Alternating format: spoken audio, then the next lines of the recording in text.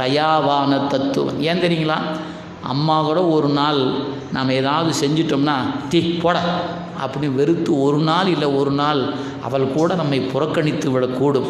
ஆனால் பிறவிதோறும் தாயாக வருகிற இந்த தத்துவன் இருக்கிறானே ஒருபோதும் புறக்கணிப்பதில்லை. வா வா என்று பூதலத்தை என்னை வலித்து ஆண்டு கொண்டான். பூவார் அடிச்சுவடு என் தலைமையில் பொறித்தலுமே தேவானவா பாடி தெள்ளேனம் கொட்டார். என்னையா பண்ணார்? என்னை தெய்வத்தன்மை உடையவனாக ஆக்கிவிட்டார்.